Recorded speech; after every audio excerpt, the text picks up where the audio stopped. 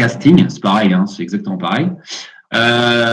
Donc, on va tracer ensemble des rayons, on va lancer des rayons et on va faire des intersections avec la géométrie. Et ensuite, on va parler de la couleur, puisqu'on va calculer des intersections. Et ensuite, on va se poser la question, maintenant qu'il y a une intersection, quelle couleur on affiche? Est-ce que c'est blanc? Est-ce que c'est vert? Est-ce que c'est rouge? Et pourquoi c'est comme ça? Et en fait, vous allez voir que forcément, le problème de l'éclairage est significatif. Donc voilà, chaque chose en son temps. On commence par le début. Donc d'abord, l'introduction du lancer de rayon. Donc comment ça fonctionne? Tout le monde sait comment ça fonctionne, ça n'a rien de sorcier, hein, mais bon. Vous avez une caméra qui représente votre œil. Hein, la caméra qui est ici. Vous avez une image qui représente généralement l'image, c'est l'écran. Hein. C'est l'image qui est utilisée pour faire la projection. En fait, ce qui se passe, c'est que vous avez une caméra virtuelle dans un univers 3D. Cette caméra, elle voit en fait des objets, d'accord? Et en fait, faire le rendu de ces objets sur la caméra, ça consiste à faire une projection. Hein? C'est juste une projection. Et on peut voir la chose comme une espèce de projection, mathématiquement parlant, mais on peut aussi, si cette image est constituée de pixels, on peut aussi ramener le problème à un problème de calcul d'intersection de rayons avec les objets dans la scène. D'accord?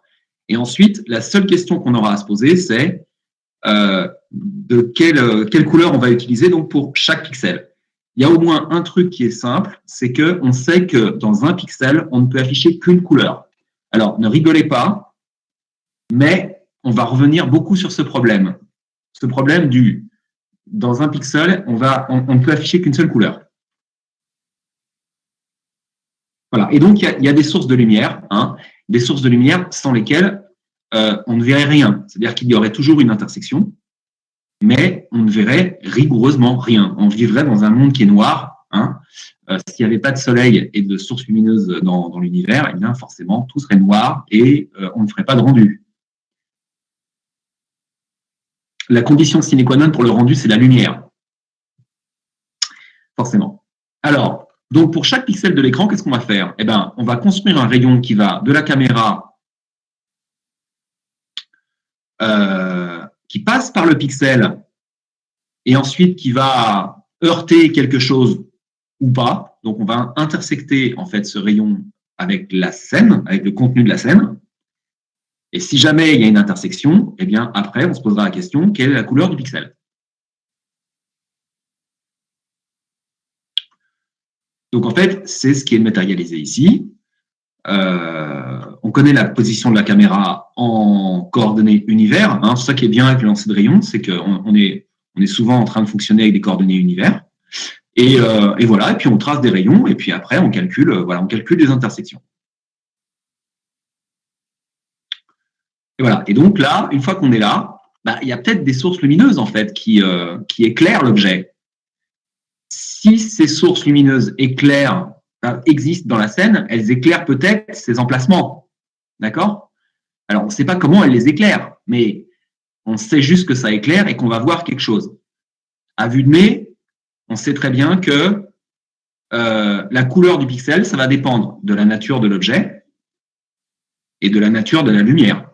Puisque forcément, s'il y a une lumière verte, ça ne sera pas la même chose que s'il y a une lumière rouge ou blanche. Et inversement, si l'objet il est rouge, ça ne sera pas la même chose que s'il est jaune ou vert. Donc voilà, donc à vue de nez, ça ressemble à ça. Donc on va commencer par ça, hein. On va commencer par les deux premiers points en rouge. Pourquoi j'ai mis la suite tout de suite déjà? Oui, bon, on va commencer par le début.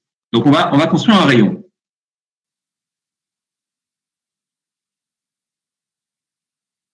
Oui. Là maintenant, je vais fermer, excusez-moi, hein, je vais fermer l'ancienne session. Hop, voilà. Voilà, donc ce qu'on va faire, c'est qu'on va construire des rayons géométriquement parlant et on va en construire un par pixel. Donc ça va démarrer de la position de la caméra. Les rayons, vous savez ce que c'est, hein, c'est des demi-droites, hein, les rayons. Donc souvent, ça part d'un point et ça va dans une direction. Donc voilà, en fait, ce qu'on a juste à faire, c'est calculer en fait les coordonnées world space, c'est-à-dire les coordonnées dans l'espace univers de l'image. C'est pour ça que c'est assez sympa, je trouve, le lancer de rayon, puisque au lieu de ramener les choses à l'image, c'est-à-dire aux coordonnées écran, en fait, vous ramenez tout en coordonnées univers. Vous pouvez voir les choses comme ça. Il suffit simplement de déterminer les coordonnées des pixels, ici, là, exactement comme si vous les aviez devant le nez, là, autour de vous, là. C'est-à-dire que vous avez littéralement, devant votre œil, une image constituée de pixels. Il vous suffit juste de calculer les coordonnées univers de ces pixels. Alors, comment ça fonctionne? Déjà, ça serait bien de définir une caméra. Hein, vous souvenez peut-être de ce que j'avais dit au premier semestre. Alors, on ne s'est pas beaucoup vu, mais moi, j'aime bien en fait planter le décor avec des données d'abord. Les traitements, c'est une chose, mais les données, c'est plus important. Donc, comment on peut définir une caméra? Alors, une caméra, on peut définir une distance focale, hein, qui est en gros la distance qui est entre le point de vue, c'est-à-dire la position de la caméra et le récepteur, hein, c'est-à-dire l'espace de projection planaire qui est ici. Donc la distance focale, c'est celle qui est ici. Hein. Et on peut définir aussi la caméra par un field of view, un champ de vue en Y. D'accord? C'est-à-dire qu'on peut se dire que on veut que la caméra elle définisse un espace de vue qui fasse 45 degrés verticalement. D'accord? Donc, une fois qu'on a ça, on a une caméra. Et alors, tout de suite, on peut se dire que la même chose s'applique sur X. D'accord? La même chose s'applique sur X. Hein. Vous pouvez définir une caméra sur X avec un field of view X en degrés, d'accord? Et vous pouvez lui donner une valeur, là, je ne sais pas, ça serait à peu près, on va dire, je ne sais pas, peut-être 60 degrés, peut-être 55. Ou alors, vous pouvez vous dire que cette caméra, elle est définie et que vous ajusterez le champ de vue sur X en fonction de l'image sur laquelle vous voulez faire le rendu de la caméra. D'accord? En d'autres termes, là, la caméra qui est définie pour le moment, ce n'est pas encore une caméra discrète. Vous êtes d'accord? Il n'y a pas encore des pixels. C'est un espace purement vectoriel ici. D'accord? Je n'ai pas encore parlé d'image. Donc ça, c'est à vous de voir. Quand vous allez définir vos classes à vous, alors je ne sais pas ce qu'on va vous donner comme classe, ça sera Maxime Maria qui décidera, c'est ce qu'il veut.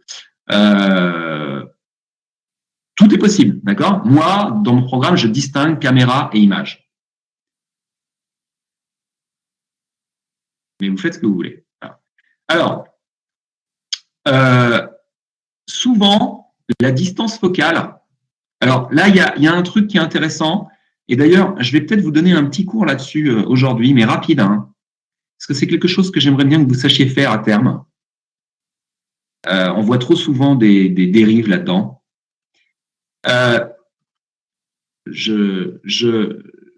J'aimerais bien que, voilà, on discute de tout ce qui est donc distance focale.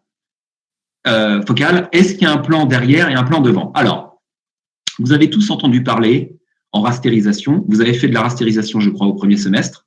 Très honnêtement, je ne sais pas trop ce que vous faites avec Goblim et je ne sais pas trop ce qu'on vous présente dans le cours au niveau théorique. Je ne sais pas comment il fait le cours. Donc, ce que je peux vous dire, c'est que en rastérisation, comme vous vous souvenez certainement, vous avez vous avez le concept de distance focale avec un plan de projection qui correspond au plan NIR, hein, vous savez, Z-NIR. Je mets dans le chat le NIR, hein, le Z proche. Hein, vous avez des fonctions comme GL Depth Range, par exemple. Je ne sais pas si vous voyez ça en cours. En rastérisation avec OpenGL DirectX, vous voyez, vous devez définir un plan qui s'appelle le plan NIR, qui est le plan pour lesquels beaucoup de coordonnées Z en fin de chaîne de rastérisation vaudront 0. Et vous définissez également un plan phare où les coordonnées Z à la fin du pipeline de rastérisation vaudront 1. D'accord? Alors, en lancer de rayon, on n'a pas le phare. D'accord? On n'a pas le phare, on n'a pas besoin du phare. C'est-à-dire que on n'a pas besoin de réguler, un espace Z devant nous. On s'en fiche complètement, puisqu'on va construire des rayons et on va faire les intersections avec la scène. D'accord? Est-ce que vous voyez ce que je veux dire? Est-ce que vous avez grosso modo compris ce que je veux dire? On se fiche complètement des concepts de phare, NIR, etc., qu'on aurait pu voir, par exemple au premier semestre, en rastérisation. D'accord? Et avec OpenGL ou DirectX ou je ne sais quoi. Donc là, on va construire des rayons et c'est tout. À la limite, même le plan qui est là, même le plan rouge qui est là, on s'en fiche complètement. Vous êtes d'accord? Donc voilà, donc c'est juste pour dire que voilà, c'est juste dans l'univers de la rastérisation. En d'autres termes, en rastérisation, on a souvent besoin de matrices de projection. Alors, les matrices de projection en rastérisation, elles régulent la densité Z et surtout, elles régulent où se trouve le Z égale 0 et le Z égale 1. D'accord? Mais ici, on s'en fiche complètement. Bonne nouvelle, non? C'est plutôt une bonne nouvelle.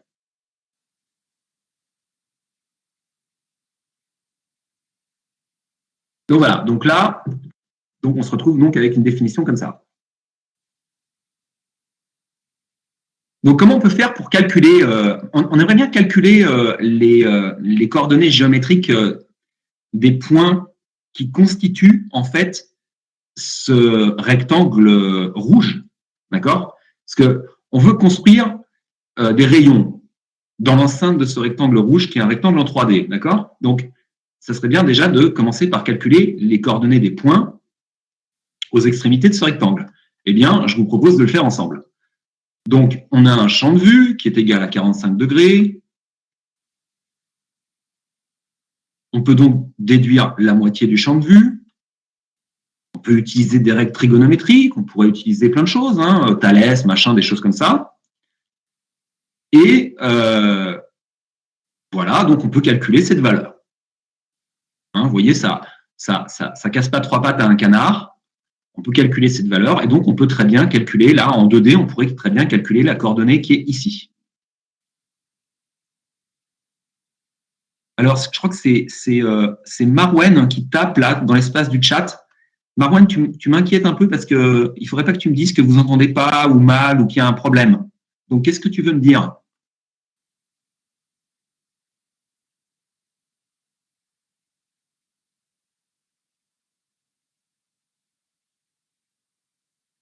Ça marche pas bien? La présentation marche pas bien?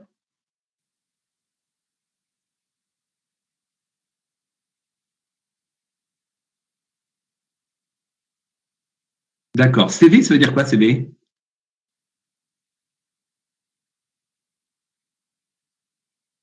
Ah, ça va, d'accord, ok. Bon, très bien.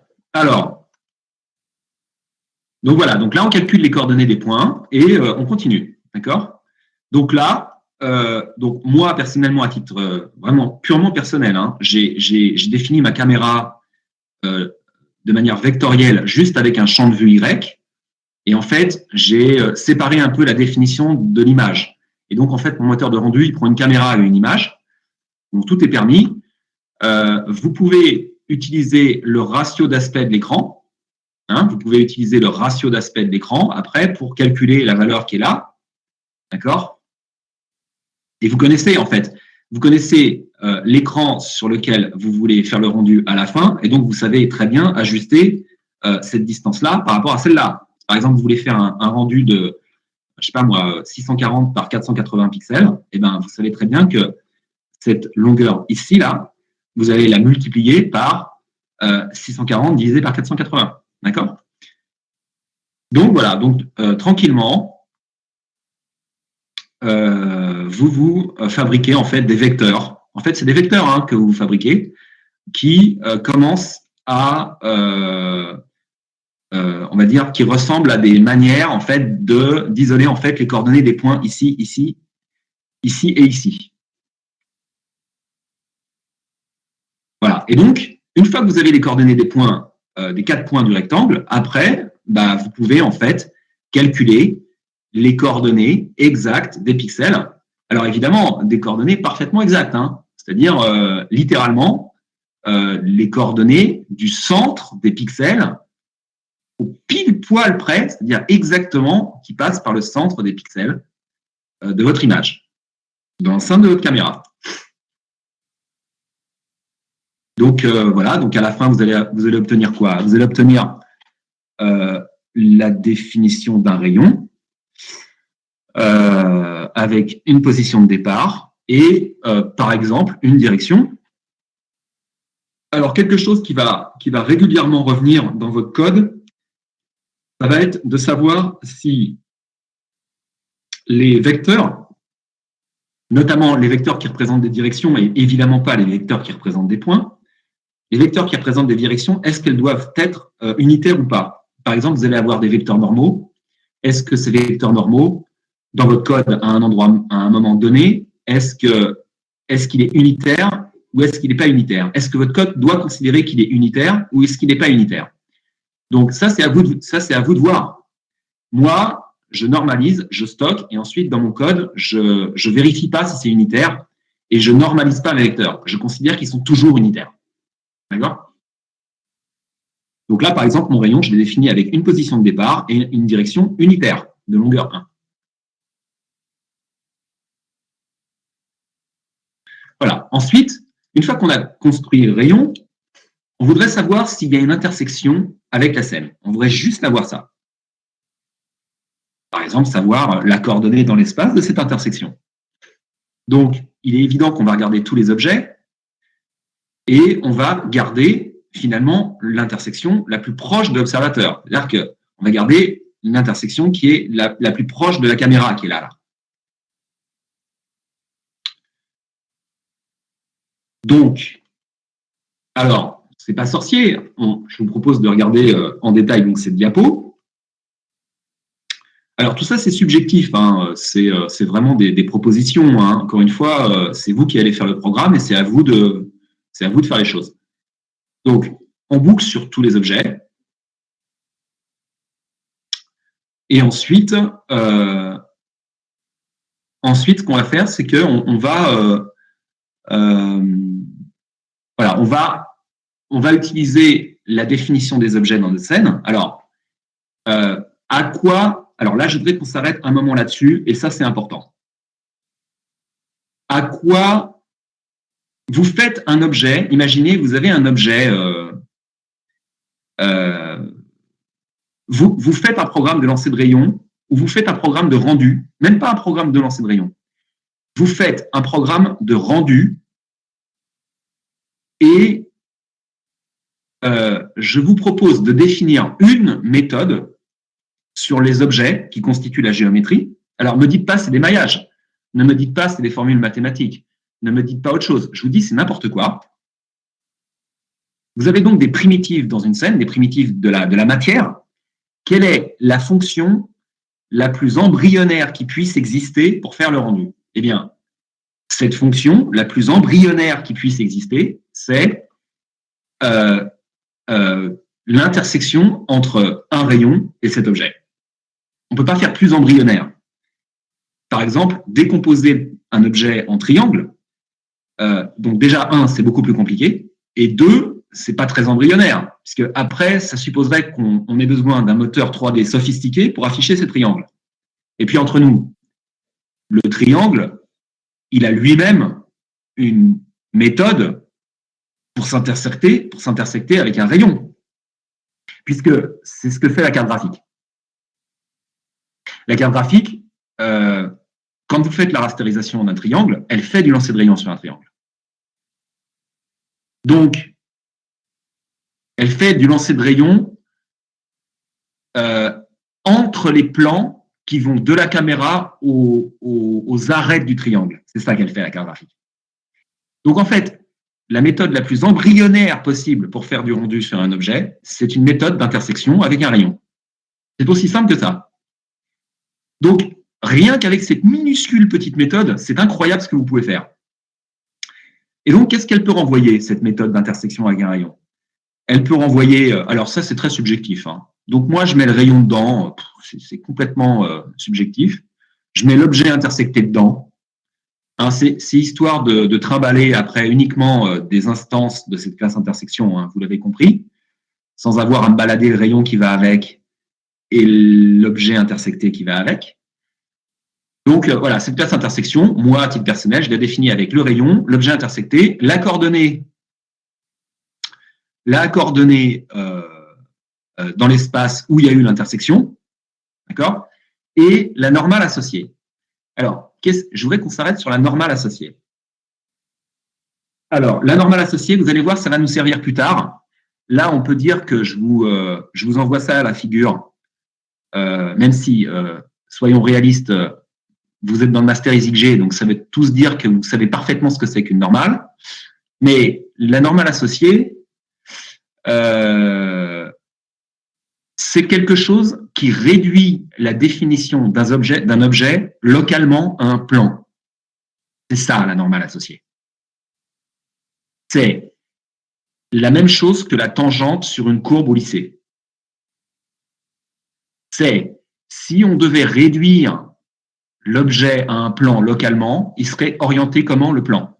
Il passerait par la position qui est ici et il serait orienté comment?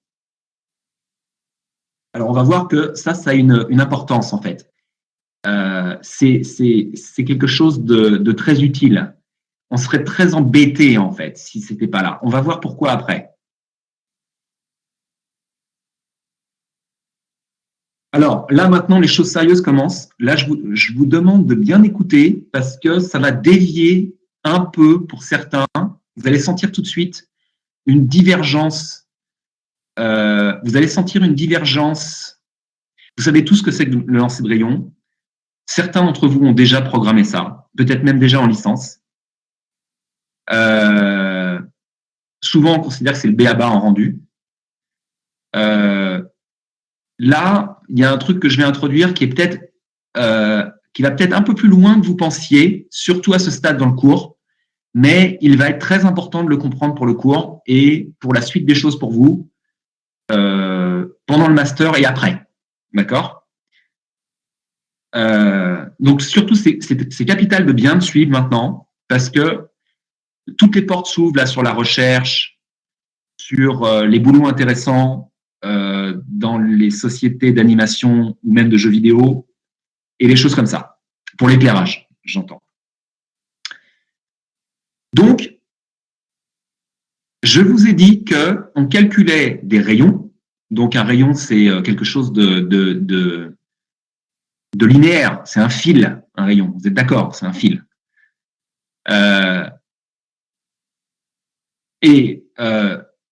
En gros, on arrive sur une position sur un objet et on peut très bien calculer un vecteur normal. Et on sait que ça va être utilisé pour l'éclairage. Question. On veut éclairer des pixels. Sauf erreur de ma part, on veut éclairer des pixels entiers. On ne veut pas éclairer le point au centre du pixel. On veut éclairer tout ce qu'il y a dans le pixel.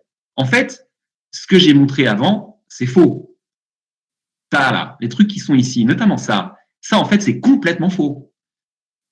Là, en fait, quand on veut éclairer le pixel qui est en haut à gauche, on ne veut pas calculer la couleur au centre. On veut calculer la couleur moyenne, presque, de tout le pixel. D'accord?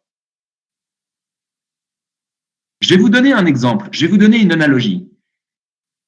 Imaginez que vous voyez une voiture très compliquée de très loin sur un écran d'ordinateur. Elle va être affichée dans très peu de pixels, cette voiture. Quand vous allez afficher un pixel, il est évident que vous allez soigneusement choisir la couleur des pixels, d'accord? Puisque cette couleur va prendre en compte tout ce qui se passe dans l'enceinte du pixel. D'accord? Donc, ce n'est pas vraiment un truc discret, d'accord? Là, quand vous arrivez sur l'intersection, il y a une normale. Donc là, vous vous êtes dit, oui, tout ça, je connais, c'est le lancer de rayon. Mais il y a déjà une erreur. Alors, je vais vous dire, oui, c'est une grave erreur. Mais pour l'instant, on va considérer que c'est un point. Donc, pour l'instant, on va rester dans cette erreur. On va considérer que c'est un point. Mais vous allez voir qu'on va devoir partir de ça plus tard. D'accord? Pour faire l'éclairage. Donc, pour l'instant, on considère qu'il y a une intersection avec un rayon, avec une équation connue, simple. Voilà. Il y a une intersection et une normale. Tout ça, c'est en un point seulement. Voilà, donc là, j'ai tout ça, machin, voilà, donc on a le rayon.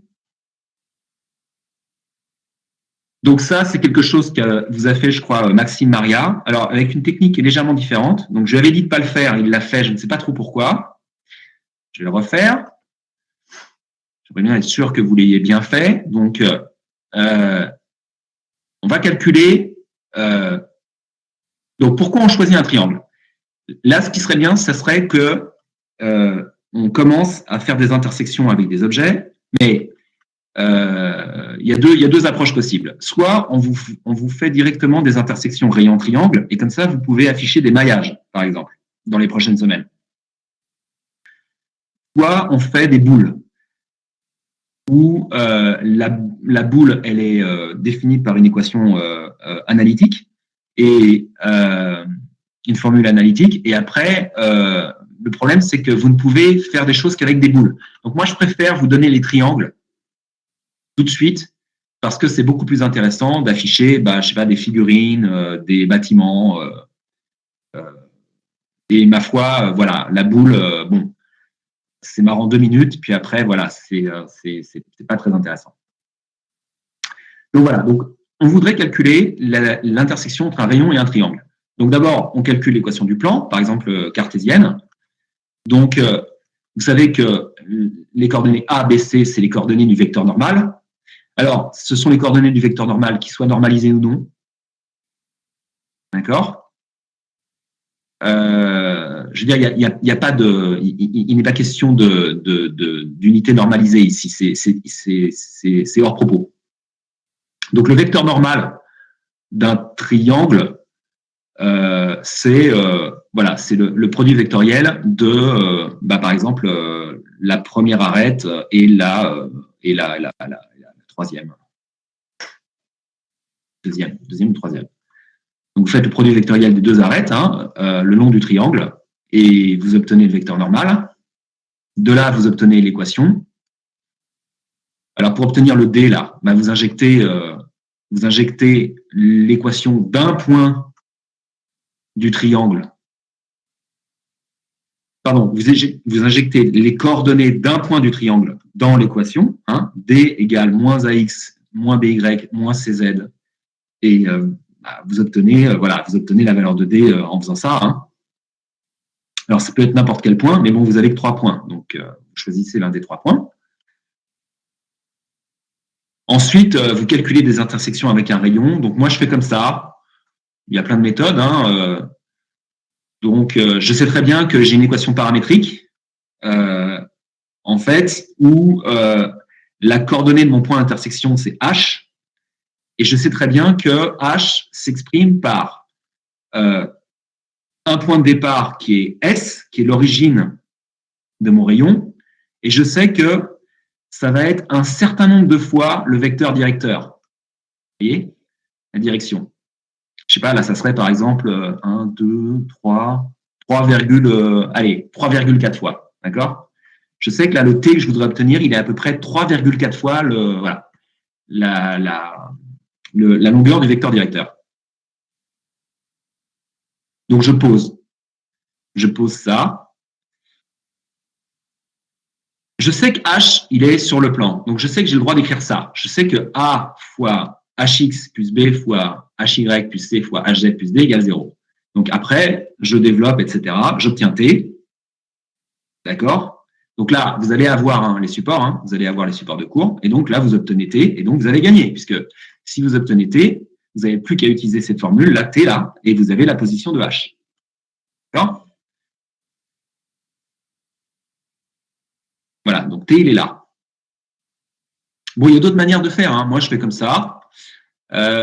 Donc, la question qu'il faut se poser maintenant, c'est qu'on a fait l'intersection rayon-plan. Est-ce que h est à l'intérieur du triangle? S'il n'est pas à l'intérieur du triangle, il ne faudra pas dire qu'il y a une intersection. Donc, alors, je ne sais pas ce que vous avez fait avant, mais c'est pareil. Moi, j'utilise des coordonnées barycentriques. Alors, les coordonnées barycentriques, c'est quelque chose d'extrêmement important qu'il faut avoir vu. Moi, je les faisais en fait quand je faisais les cours fondements de l'informatique graphique, mais je ne sais pas si vous les avez faites. Est-ce que vous les avez faites, les coordonnées barycentriques, par hasard? Est-ce que vous les avez faites avant?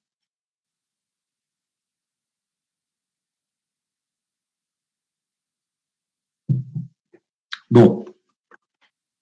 D'accord. Alors, les coordonnées barycentriques, vous avez la coordonnée d'un point H. C'est comme ça que fait la carte graphique, les coordonnées barycentriques, c'est la meilleure manière. Alors, vous avez les coordonnées des points du triangle. On est d'accord? Vous avez les coordonnées des points V1, V2 et V3. Vous avez obtenu la coordonnée du point H. Je vais développer, je vais développer ça. Vous avez la coordonnée du point H, d'accord? Ce que vous pouvez vouloir faire, c'est d'exprimer H. Alors là, surtout, il faut m'écouter plus que de lire en fait la diapo. En fait, ce que vous pourriez vouloir faire, c'est d'exprimer H sous forme de composition linéaire des points V1, V2 et V3. D'accord? Donc, ce que vous aimeriez faire, c'est H est égal à tant de fois V1 plus tant de fois V2 plus tant de fois V3. Alors, si vous le permettez, on va faire l'analogie sur une arête. On pourrait même faire ça dans le plan.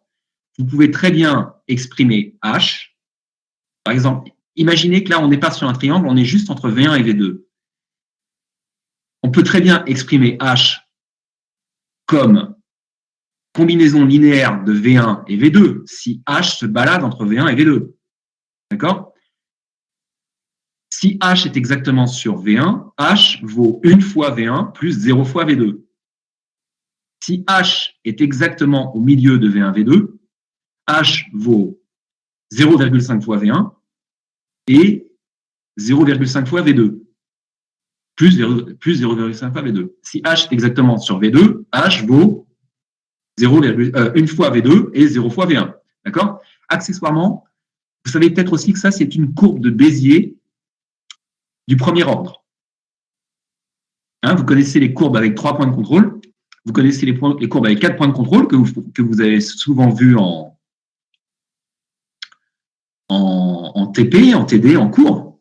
Mais vous avez aussi les courbes avec 2 points de contrôle. Et une courbe de Bézier avec 2 points de contrôle, c'est une combinaison linéaire, parfaitement linéaire, de 2 points de contrôle.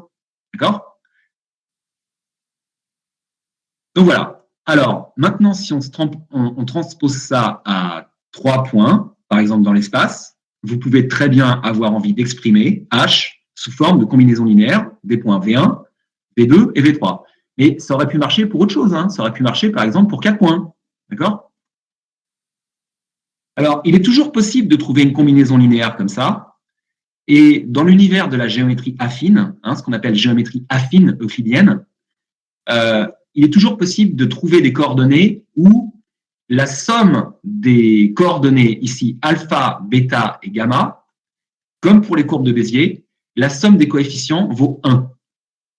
Vous avez vu, lorsque vous avez fait les courbes de Bézier, vous avez deux méthodes pour tracer les courbes de Bézier. Vous avez de Castelgeau et vous avez une manière mathématique.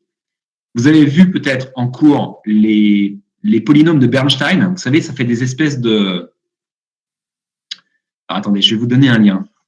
Attendez. Polynôme.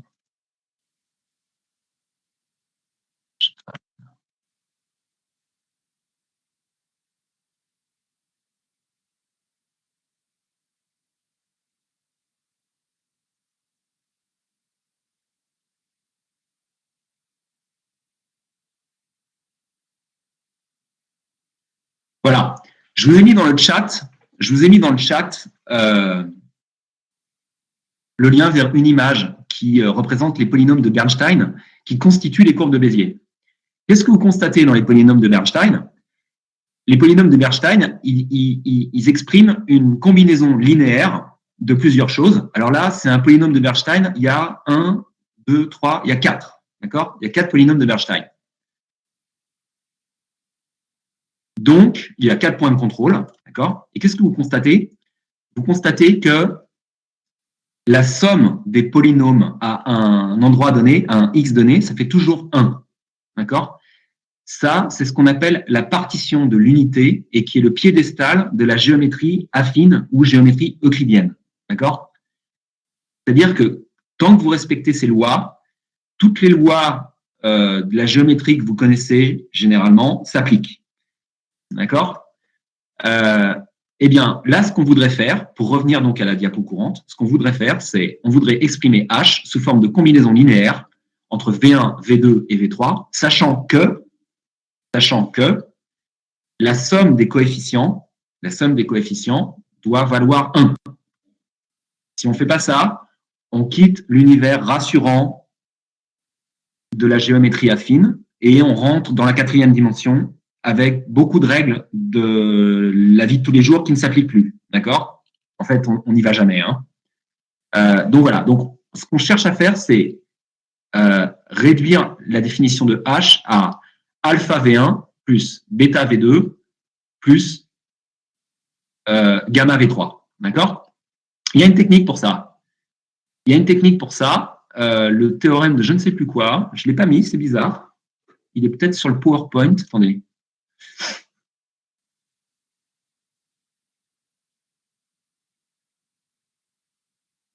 Attendez, ce serait utile d'avoir ça. PowerPoint. Non, tiens, je ne l'ai pas mis. Bon, je vous trouverai ça, le nom. Donc voilà. Donc, il y a une méthode pour avoir ça. Donc, c'est des ratios d'air. En fait, vous considérez que l'aire du triangle V1, V2, V3, c'est A. Vous calculez l'aire du triangle H, V2, V3, H, V1, V3 et H, V1, V2. Et vous obtenez les coordonnées alpha, bêta, gamma. D'accord? Et dans ce cas-là, je ne sais pas si je l'ai mis.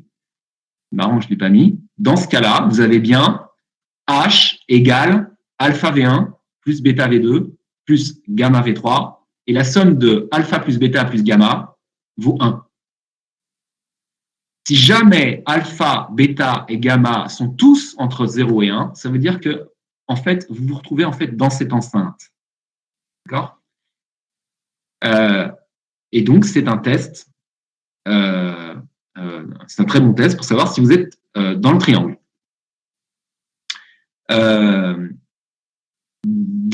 Hors du triangle, les coordonnées, elles marchent aussi. Et il y a aussi la partition de l'unité où elles somment toutes à 1, d'accord, ensemble. Et c'est parfois utilisé, d'ailleurs, ces coordonnées négatives, pour partitionner l'espace autour d'un triangle. D'accord? Mais ici, ça ne sert pas. Voilà. Donc, dès que vous avez une coordonnée qui est en dehors de la plage 0,1, ça ne marche plus. Vous n'êtes plus en triangle. Donc là, ça y est, on a répondu à la question. Est-ce qu'on sait intersecter un rayon et un triangle? Bon, ça, c'est à vous de savoir. L'aire d'un triangle, vous regardez sur Internet. D'accord? L'aire d'un triangle dans l'espace, il y a une formule, vous regardez sur Internet. Alors, Maintenant, on va commencer à aborder l'éclairage. Donc, on a une intersection. Voyez, donc lancer de rayon au sens géométrique du terme, l'aventure s'arrête ici. Hein. D'accord. Donc voilà, il faut aller plus loin que ça, hein, à l'évidence. Vous savez qu'on va voir des structures accélératrices après. Vous allez voir que ça ne va pas aller chercher très loin non plus. Donc, vous voyez, l'aspect géométrique, finalement, c'est une bonne nouvelle, on y vient vite et on le maîtrise vite. Donc maintenant, il y a cette histoire d'éclairage. Donc maintenant, il va falloir commencer à rentrer dans la problématique de la couleur. Alors là, tout est à faire. Donc, ok, donc quelle couleur on met là?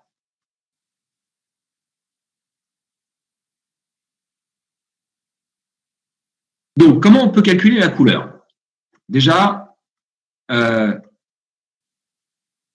il y a plusieurs manières de faire le cours. Là, je l'ai fait par la technique.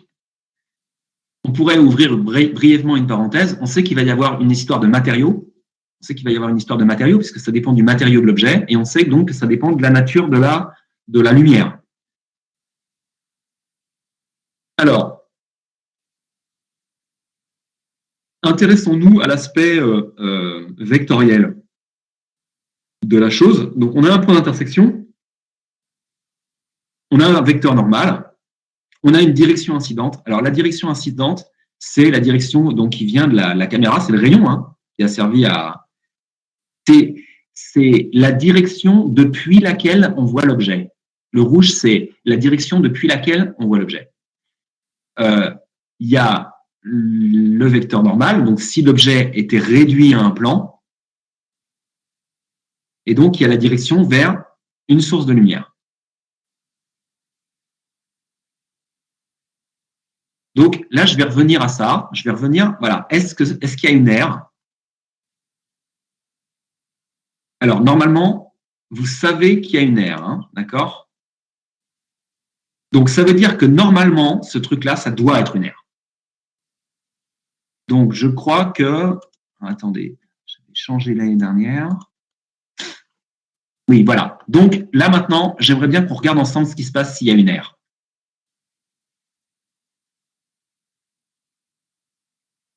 S'il y a une aire, alors attention, là, ça se complique un petit peu, il faut que vous suiviez. Hein.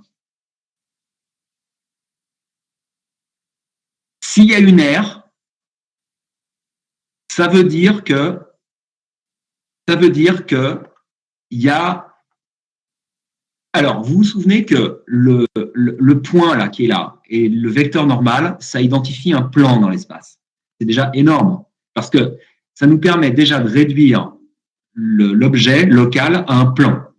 Mais nous, on n'aimerait pas le réduire à un plan. On aimerait le réduire à un bout de plan. D'accord? On aimerait bien dire, OK, c'est une petite zone, alors c'est pas un carré, mais c'est un espèce de parallélépipède sur le plan. D'accord? C'est ça qu'on aimerait bien faire. Et donc, on aimerait bien, en fait, calculer deux vecteurs.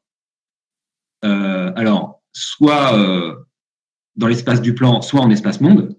En fait, deux petits vecteurs qui identifient une base sur le plan.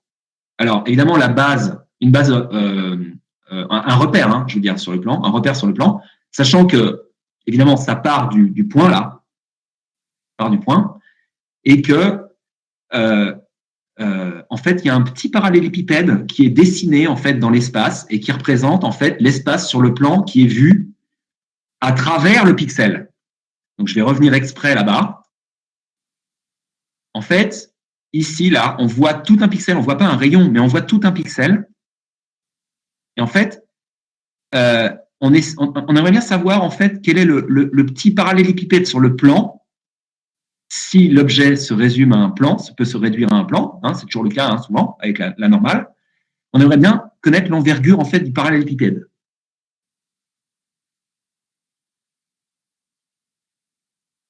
Voilà, donc là, voilà. Donc on peut se définir comme ça deux coordonnées. Alors,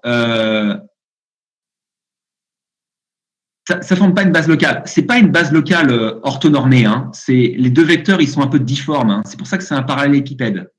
Il y a un abus de langage de ma part. C'est un parallélépipède là que ça définit. C'est pas quelque chose d'orthogonal. D'accord? C'est ça qu'on voudrait faire. Regardons le problème en 2D. Là, c'est la caméra, c'est le point de vue. Là, c'est les pixels qui constituent notre image. Alors là, j'ai mis un pixel en bleu sombre, un en cyan, bleu sombre, cyan, etc. Je vous propose de considérer le pixel qui est là. D'accord? On peut complètement oublier le rayon rouge, comme on l'a vu au début du cours, puisque j'ai commencé uniquement par le rayon rouge qui est en bas là. D'accord? On peut juste considérer ce rayon ici, puisque c'est le rayon que vous avez tracé là dans la boucle de départ. C'est le rayon qui part du point de vue, qui passe par le pixel et qui intersecte l'objet. On a notre coordonnée H, d'accord? On a calculé un vecteur normal qui était exactement ici, là, le vecteur normal, qui est perpendiculaire là à D, d'accord? Là, quand on a calculé le vecteur normal, on s'est dit, on aimerait bien réduire la définition de l'objet à un plan. Mais on sait que en fait, le pixel qui est là, c'est une aire, d'accord? Et donc, en fait, il n'aurait pas fallu faire comme ça. Il aurait fallu prendre, en fait, le pixel, il aurait fallu prendre un rayon juste en haut du pixel, juste en bas, et essayer de construire un truc là, à l'intérieur du pixel. En fait, il aurait fallu lancer un cône, d'accord? Il aurait fallu lancer un truc où il y a une aire. Voilà. Alors, une autre manière de faire, qui est parfaitement acceptable, ça a l'air un peu difforme comme ça, mais c'est parfaitement acceptable et c'est la même chose, c'est de raisonner toujours avec le pixel courant et le pixel à côté. Donc, le pixel courant, c'est celui-ci en bleu clair. L'intersection, c'est H. Maintenant, vous faites la même chose avec le rayon qui est là et qui passe par le pixel qui est au-dessus, d'accord, en 2D, hein, parce qu'elle n'a qu'une seule dimension. Et on peut se dire que D là, c'est grosso modo le truc qui est vu à travers le pixel qui est là. D'accord? Le pixel qui est ici, là. Qui est ici. Ça peut se faire aussi. Vous pouvez raisonner à l'intérieur uniquement du cyan, ou alors vous pouvez raisonner comme ça avec un pixel et le truc du dessus. Vous verrez plus tard, ça peut se réduire comme ça au niveau du code. On reviendra plus tard là-dessus, d'accord? Pour l'instant, vous pouvez considérer que c'est le cas. C'est le différentiel entre le truc là et le truc immédiatement plus haut, d'accord? Vous calculez l'équation du plan normal à H, et en gros, vous pouvez vous dire que ce que vous voyez ici, c'est ce truc-là. Ça marche. Alors qu'en fait, c'est un peu plus bas. On est d'accord, c'est juste un petit peu plus bas, normalement. On ne va pas chipoter. Ça marche très bien comme ça. Eh bien, en 3D, c'est exactement pareil. En 3D, vous faites le différentiel sur la droite et en haut, et en fait, vous pouvez vous dire que vous voyez un truc comme ça. D'accord? Et donc là, on considère que vous voyez l'enceinte du pixel rouge. En fait, tout ce que vous voyez de la boule, c'est un plan, ça se réduit à un plan, et dans ce plan, c'est le parallélépipède, le point d'origine, dx, dy, et puis le point qui est là, on peut se dire. Normalement, c'est ça que vous voyez. D'accord? C'est ça. Alors, comment l'éclairage s'est fait? Avec un point, si on revient dans l'univers du point, avec un point, vous lancez un rayon, il y a une intersection qui est ici, d'accord? Et vous savez que la lumière, elle éclaire l'intersection qui est ici. Il y a la lumière qui est là. S'il n'y a qu'une lumière, la lumière, elle éclaire la position qui est ici. Hein, si on avait été derrière la boule, la lumière, elle éclaire rien, puis on s'en va, noir. Là, elle éclaire, donc il se passe quelque chose. Si on est dans l'univers qui est l'univers correct, hein, si on est dans l'univers des airs, je sais c'est une mauvaise nouvelle pour certains, mais c'est comme ça. Si on est dans l'univers des airs,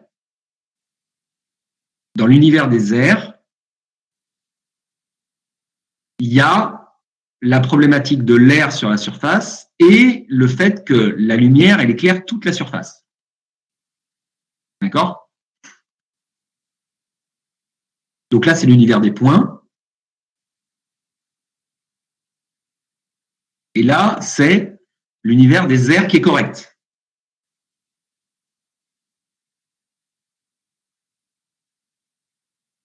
Donc pour l'instant, on va dire que c'est un point. D'accord?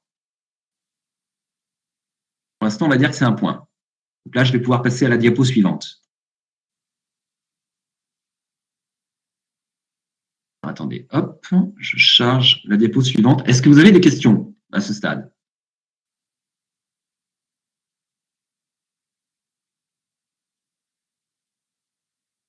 N'hésitez pas. Hein. Donc je vais charger la prochaine.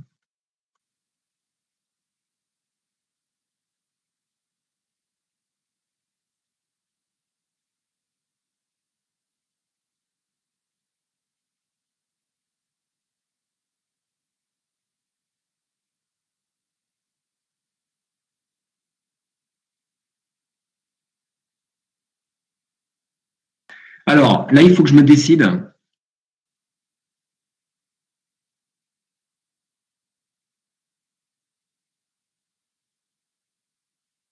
Là, tu peux lancer un rayon au-delà de l'image.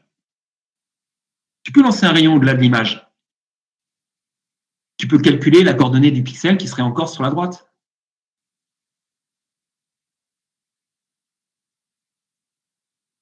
Ou en haut.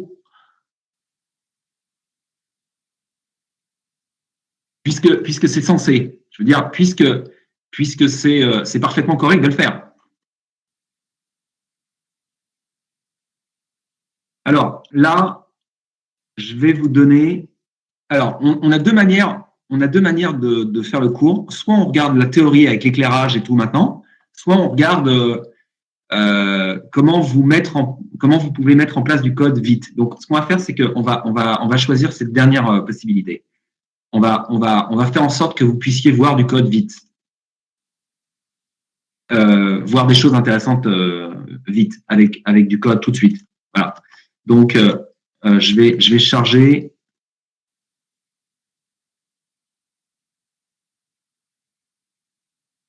Charger ça.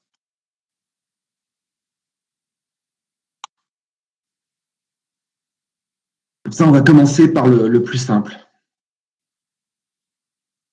Alors, je vais vous expliquer pourquoi on va voir le cours qui est les structures spatiales. Alors, là, on va faire un cours sur ce qu'on appelle des structures accélératrices. Alors, pardon. Les structures accélératrices, vous allez faire un programme qui prend des maillages, parce que franchement, les maillages, c'est ce qui est le plus intéressant. Vous n'allez pas faire un programme qui prend des formes mathématiques tout de suite, même si les formes mathématiques, c'est très intéressant. On va voir le programme, on va voir l'écriture des choses. On va voir comment faire le rendu de forme mathématique. Hein. On va le voir plus tard. Mais pour l'instant, l'objet le plus intéressant pour vous, c'est le maillage. Alors, le problème avec le maillage, c'est que ça fait tout de suite intervenir, et c'est triste, mais ça fait immédiatement intervenir le problème de la performance. D'accord? Parce que vous avez très bien envie de choisir un objet, je sais pas moi, qui fait, 10 000 triangles. 10 000 triangles, c'est pas beaucoup, 10 000 triangles. Vous n'avez pas juste envie de traiter des cubes. Et donc, pour voir cet objet, le problème, c'est qu'il faut intersecter avec 10 000 triangles pour chaque pixel. Et donc, ça vous oblige à attendre. Et donc, attendre, ça veut dire travailler peut-être pas très… C'est pas être très à l'aise pour travailler. Voire, ça peut devenir carrément ennuyeux. Voilà. Et donc, il est de bon ton de voir les méthodes qui vous permettent tout de suite de rendre le lancer de rayon un peu plus performant.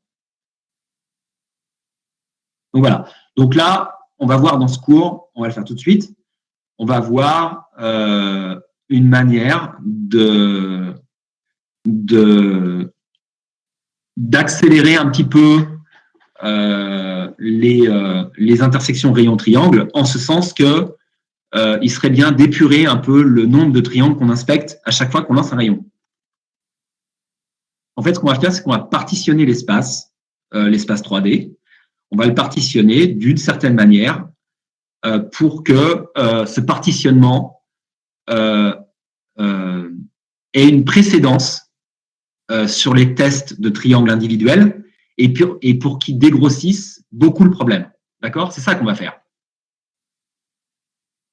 Donc, il y a plusieurs structures qui sont connues. Il y a les deux plus connus, c'est les octries et les BVH. On va regarder. Alors après, il y a d'autres structures, mais c'est pareil. Hein. Tout ça, c'est les mêmes familles d'algorithmes. Donc, je pense que il est opportun de faire un cours sur les deux structures les plus connues, les octries et les BVH. Donc voilà, on va regarder d'abord le problème et ensuite on va développer ces deux méthodes. Donc ce qu'on veut faire, donc, c'est calculer des intersections rayons, et on va prendre le cas d'un maillage constitué de beaucoup de triangles, puisque c'est le cas classique. Alors, on aurait très bien pu prendre un univers constitué de beaucoup d'objets. Mais là, on peut prendre l'exemple un univers constitué de beaucoup de triangles, et il faut partitionner les triangles. Donc la performance, là, c'est prohibitif tout de suite. C'est très triste, mais c'est tout de suite prohibitif. Donc voilà, on utilise des structures accélératrices, et donc qui sont souvent des hiérarchies, et qui fonctionnent en dégrossissant des problèmes. D'accord? En gros, on a une boîte, on regarde le problème dans cette boîte. Si le rayon intersecte la boîte, ça veut dire qu'il faut regarder ce qui se passe dans la boîte. Sinon, il ne faut pas regarder ce qui se passe dans la boîte. Donc ça, c'est l'exemple pour l'octree, hein, notamment, par lequel on va commencer. Donc, je vais prendre l'exemple tout de suite avec la situation qui est ici et la hiérarchie qui est ici. Donc là, pour faire l'intersection entre ce rayon et le lapin, hein, ce qui va aboutir à un triangle, typiquement. Alors, ça peut être plusieurs triangles si on tombe pile poil sur une arête ou sur un point d'intersection de plusieurs triangles.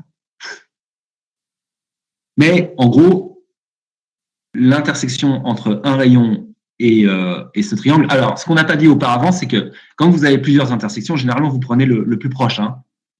Intuitivement, vous prenez évidemment l'objet le plus proche. Donc là, on va commencer par tester l'intersection entre le rayon et cette boîte. D'accord? Est-ce qu'il y a une intersection entre le rayon et cette boîte? Il y a une intersection. L'intersection, elle doit être devant, là, je pense. D'accord? Elle doit être quelque part là. Donc, il y a une intersection. Donc, ça veut dire qu'il faut que j'aille voir ce qui se passe dans la boîte. Donc, je vais voir ce qui se passe dans la boîte. Je regarde le premier nœud. Alors, là, j'ai simplifié. J'ai mis un arbre binaire. Alors que là, vous voyez, ça a plus la tête d'un arbre type octree divisé en 8 à chaque fois. Hein, il y a 8 petits cubes là. Hein, vous regardez bien. Là, ça se divise en 8. Là, j'ai mis que 2 enfants. D'accord? Et on va dire que lui, là, c'est lui. D'accord? Est-ce que mon rayon, il a l'air d'intersecter cette boîte? Non. Donc, ça veut dire que tout de suite, tout ce qui se passe là-bas, eh bien, il est inopportun que j'aille voir ce qui se passe là-bas. Alors que là, c'est le cas. Là, c'est opportun. Donc là, c'est opportun, et donc je vais devoir descendre. Donc, ça veut dire que eh bien, le problème va recommencer avec cette boîte. D'accord? Tout de suite, on voit qu'il y a une problématique, c'est que donc je vous ai dit, là, c'est divisé en 8, là. Donc, il est possible que le rayon, il intersecte cette boîte, mais qu'il intersecte aussi la boîte qui est derrière, ou s'il y avait une boîte qui était devant, là. D'accord? S'il y avait une boîte qui était devant sur mon octree, est-ce qu'elle a l'air d'être devant ou derrière? Elle a l'air d'être devant, elle. C'est la boîte qui est devant. Mais là, il y a une petite boîte derrière qui contient le dos du lapin là-bas. Là. Eh bien, il faut aussi aller la voir. D'accord? Donc ça, c'est quelque chose qu'il va falloir prendre en compte. Alors, il y a deux façons de voir les choses. C'est la philo qu'il faut comprendre. Il y a deux façons de voir les choses en structure accélératrice. Il y a la philo, on subdivise l'espace. On ne subdivise pas un objet, on subdivise l'espace 3D dans l'absolu. On construit une grille dans l'espace 3D et ensuite, on va examiner les composantes de cette grille indépendamment des objets qui peuvent se trouver dans l'espace. Donc ça, c'est l'octree. Il y a une deuxième manière de voir les choses, c'est on réduit l'objet à une boîte. Donc on est centré objet. Et ensuite, on divise cette boîte en deux. On est toujours centré objet, c'est-à-dire qu'on s'intéresse à ce qu'il y a effectivement dans l'objet. C'est-à-dire la manière dont on construit les boîtes est conditionnée par la structure intrinsèque de l'objet. La différence entre le BVH et l'octree, c'est ça. L'octree divise l'espace spatial de manière aveugle. Le BVH divise l'espace spatial d'une manière non alignée sur une grille imaginaire, en fait, dans l'espace. En fait, c'est aligné sur l'objet et en fait, ça suit un peu les triangles qu'il y a dans l'objet. D'accord?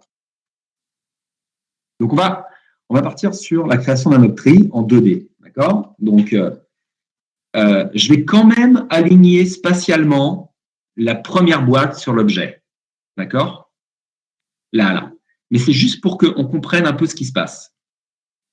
Là, j'ai calculé la boîte englobante de cet objet parce qu'il faut bien prendre, je veux dire, il faut bien que je regarde mon objet. Je ne vais pas construire une grille sur l'univers entier. D'accord? Je vais juste construire une grille sur mon objet. Donc là, d'abord, je prends la boîte englobante de mon objet. Là, j'élargis un petit peu, quand même, déjà d'entrée de jeu, pour créer des briques de taille uniforme. D'accord? Donc déjà, vous voyez, là, j'ai bien un partitionnement finalement, pas vraiment de l'objet, mais j'ai un partitionnement en fait de l'univers. J'étais même pas obligé de prendre quelque chose comme ça. Ça se trouve, x égale 0, ça coïncide ici, x égale 1, ça coïncide ici, x égale 2, x égale 3. En fait, peut-être que la frontière qui est là, c'était peut-être x égale 6 et ça tombe peut-être ici. La philosophie générale de l'octree, c'est ça. Vous divisez l'espace spatial, pas vraiment l'objet. Donc là, j'obtiens une cellule, on va dire, assez grande qui contient l'objet et je regarde combien il y a de lignes, puisque c'est de la 2D ici et pas de la 3D. Je regarde combien il y a de lignes dans cette cellule. Ici, il y a 6 lignes. D'accord? Je peux très bien me dire que j'ai envie de construire une structure spatiale de type octree et où les nœuds les plus élémentaires de cette octree, les cellules, les briques les plus élémentaires de cette octree ne contiennent au maximum que 3 lignes. Je peux me le dire. Ça veut dire quoi? Ça veut dire que si je me dis que ça contiendra 3 lignes, ça veut dire que quand je vais faire mon moteur de rendu, quand je vais arriver au niveau d'une petite cellule élémentaire, ça veut dire que je vais devoir me taper une boucle plate avec 3 lignes. C'est tout ce que ça veut dire. Je suis obligé d'avoir une boucle plate avec un certain nombre de lignes à la fois, puisqu'il n'est pas possible de réduire à une ligne. Il n'est pas possible de réduire à une ligne, puisque, vous voyez ici, là, la coordonnée qui est ici, elle tombera jamais sur, je veux dire, je pourrais jamais avoir, j'aurais forcément 2 lignes, je veux dire. Aussi finement je divise, je tomberai jamais sur quelque chose qui contient juste une ligne. J'aurai forcément l'intersection qui est là. Donc, c'est peine perdue de réduire à une ligne, donc vous pouvez très bien réduire à 2, 3, 4, 10, 15, 20, c'est comme vous voulez. En fait, les performances de votre octree ne vont pas beaucoup varier. Vous choisissez juste un nombre raisonnable. Donc,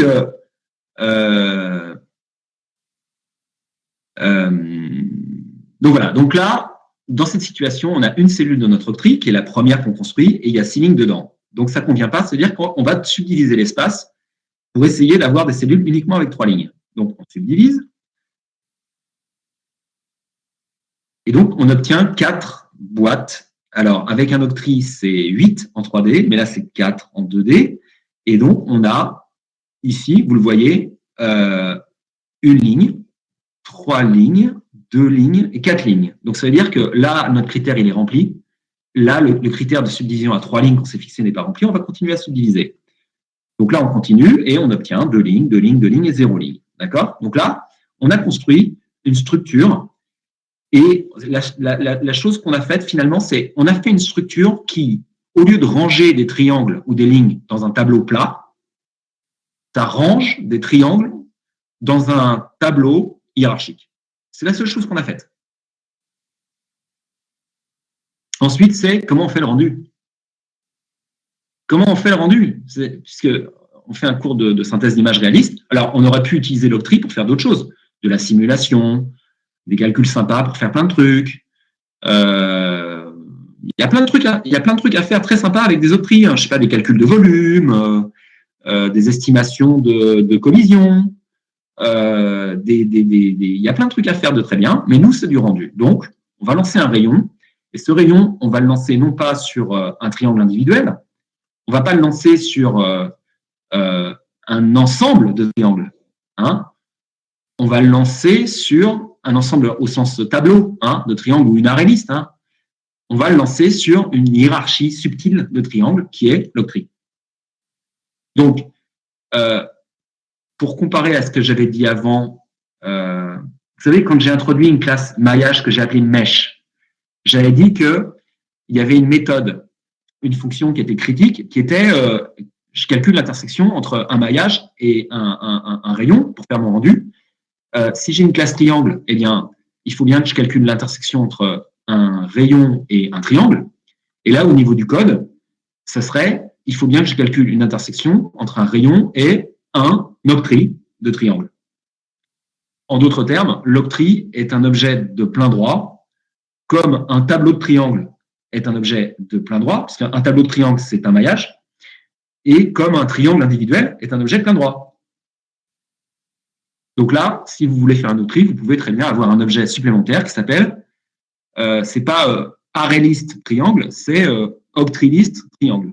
En d'autres termes, ça peut être vu comme ça. Donc comment on va faire le rendu de ce truc-là? Eh bien, on va répéter ce qu'on a dit avant. On calcule l'intersection entre le premier nœud, qui est le nœud qui est en haut dans la hiérarchie, et donc l'intersection entre le rayon et ce nœud qui est cubique. Alors, cet élément cubique, alors l'intersection entre un rayon et un cube, les calculs sont assez aisés, puisque les côtés du cube sont des plans alignés dans l'espace. Donc ça se passe bien. Et à la limite, vous savez déjà faire ça. Alors, vous savez faire ça de manière déjà verbeuse.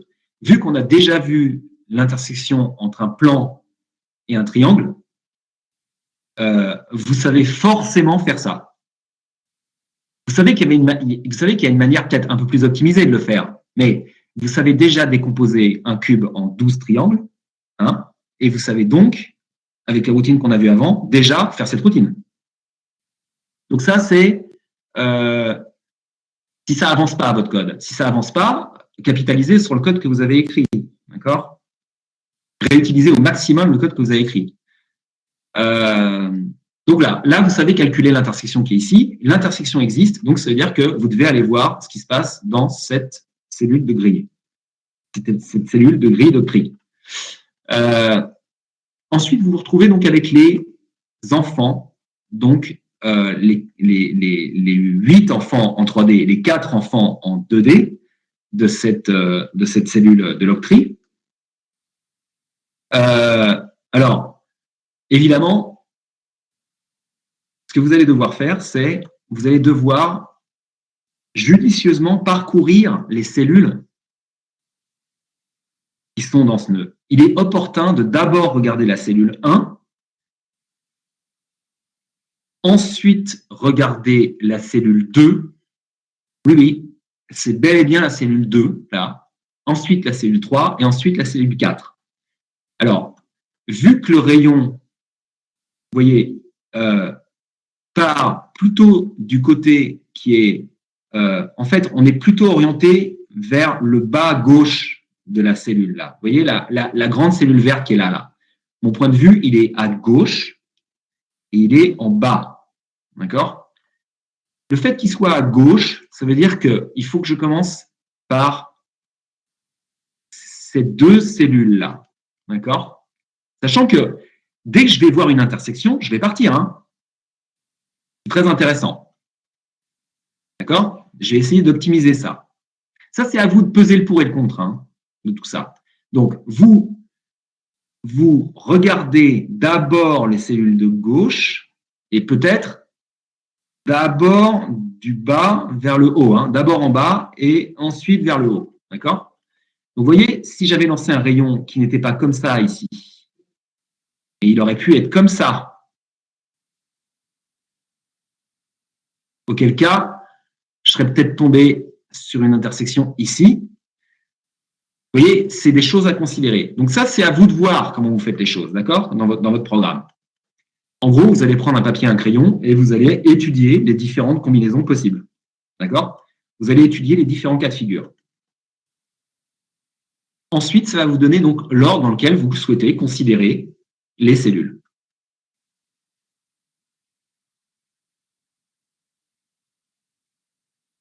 Donc, ensuite, qu'est-ce que vous allez faire? Une fois que vous vous intéressez à une cellule, d'accord? Une fois que vous vous intéressez à une cellule, vous allez calculer les intersections avec tout ce qui se passe dans la cellule, d'accord? Et vous allez garder la plus proche. Sinon, vous passez à la cellule suivante. Alors, ça aurait pu être 2, ça aurait pu être 3. Là, j'ai mis 2, d'accord? Et ainsi de suite, d'accord? Il est évident que si vous avez une intersection ici, il est inopportun d'aller voir ailleurs, d'accord? Puisque vous êtes sûr que les intersections ici seront plus proches que les intersections dans les autres cellules, d'accord? Donc, l'octree, c'est ça en gros. L'octree, ça épure de cette façon aussi. Donc là, ici, comment ça se passe? Je vais voir d'abord cette cellule, je constate qu'il y a une intersection. Donc ça, vous savez faire, hein. C'est l'intersection point-triangle. D'accord? Donc vous connaissez voilà, le plan, vous faites l'intersection avec le plan, vous faites l'intersection avec les coordonnées barycentriques, etc. etc. Ça, je ne vais pas revenir dessus. Faites attention, hein, là, faites pas d'abord. Il y a une fois, il y a un étudiant qui m'a fait ça. Il testait d'abord avec les plans, d'abord. Donc, d'abord avec les plans, ça veut dire que là, il y avait une intersection avec le triangle qui était là. Donc, ne faites pas ça. Hein. Alors, il faut faire attention à la situation qui est ici. Ici, vous pouvez très bien faire un octree où vous commencez à casser les triangles. D'accord? Vous décomposez les triangles. C'est-à-dire que vous les coupez physiquement. Vous allez vous retrouver avec des milliers et des milliers de triangles. Mais évidemment, vous pouvez aussi ranger simplement les triangles dans les cellules de l'octree. C'est le cas ici.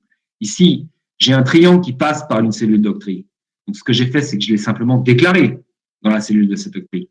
Après, le triangle il est bel et bien déclaré hein, dans la cellule. Donc, je calcule l'intersection. Mais attention, l'intersection est en dehors de la cellule.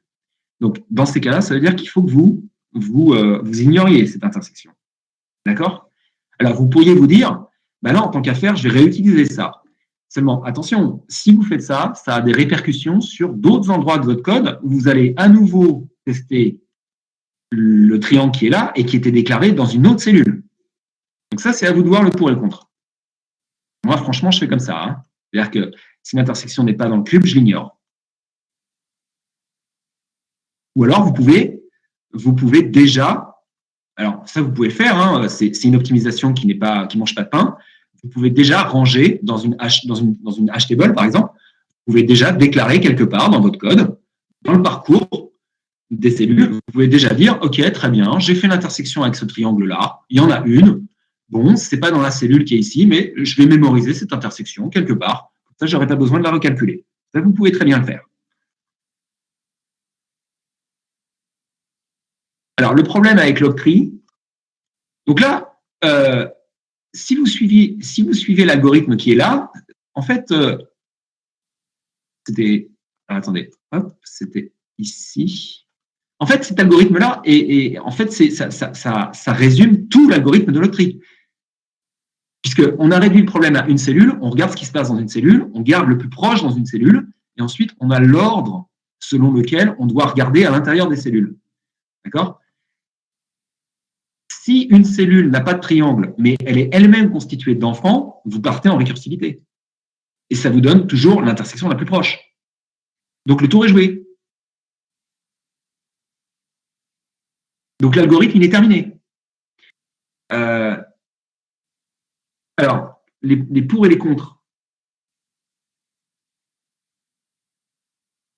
Donc, les contre, à chaque fois que l'objet, une fois que la scène change, si jamais vous déplacez des choses, il faut refaire l'octree. Alors ça, c'est très embêtant, vous voyez. Et c'est ça qui va à l'encontre. C'est ça, en fait, qui pose un gros problème dans beaucoup de scénarios.